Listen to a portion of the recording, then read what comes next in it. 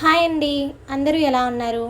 ఈరోజైతే నేను మీకు చేపల పులుసు ఎలా వండుకోవాలో చూపిస్తాను, ఈజీగా అయిపోయేలాగా.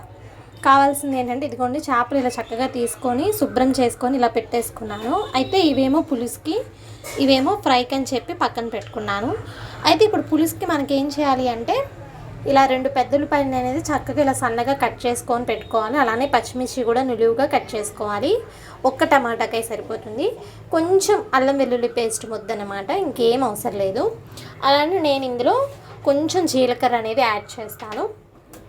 ఇంకా యాజ్ యూజువల్గానే పసుపు, ఉప్పు, అలానే కారం, ఇంకంతేనండి.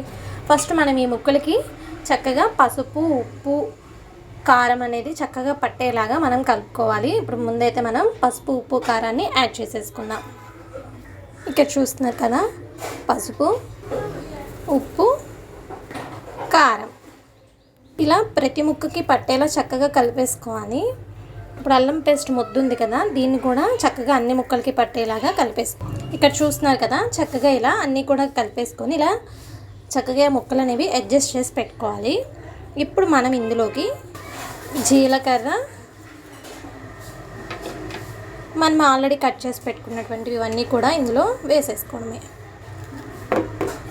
ఇప్పుడు వీటిని చక్కగా ఇట్లా పెట్టేసుకున్నాం కదా, ఇప్పుడు మనం ఇందులోకి మెయిన్ స్టెప్ ఏంటంటే ముందుగా నానబెట్టుకున్న చింతపండు ఉంటుంది కదా, చక్కగా గుజ్జులాగా తీసుకోవాలి.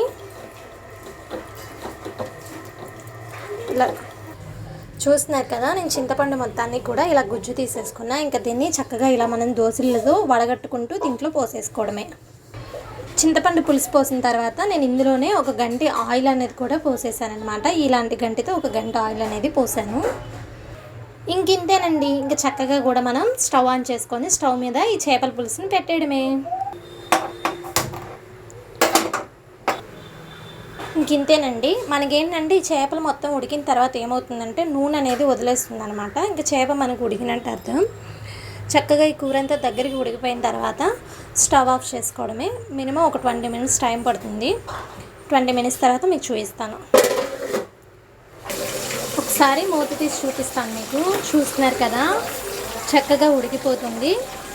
ఆయిల్ కూడా ఇప్పుడే సపరేట్ అవ్వడం అనేది స్టార్ట్ అయింది. ఇంకొంచెం ఉడికితే ఇంకొక 10 మినిట్స్ అండి. ఇంతేనండి, ఇక చేపల కూర రెడీ అయిపోయిందంటే ఒక 10 మినిట్స్ తర్వాత స్టవ్ ఆఫ్ చేసుకోవడమే. చేపల ఫ్రైకి నేను ఇలా కలుపుకుంటున్నానని చెప్పాను కదా, చక్కగా ఇట్లా కలిపి పెట్టేసుకొని ఫ్రై కూడా చేసేసుకుంటున్నాను. చూస్తున్నారు కదా, చక్కగా మనకు కావాల్సినట్టుగా చేపల పులుసు అనేది రెడీ అయిపోయింది. మీకు ఇక్కడ కనిపిస్తుందా, ఆయిల్ కూడా ఎడ్జెస్కి అనేది చేరిపోయింది. ఇక స్టవ్ ఆఫ్ చేసుకోవడమే. చూస్తున్నారు కదా, మీకు ఈ వీడియో నచ్చినట్టయితే లైక్, షేర్ అండ్ సబ్స్క్రైబ్.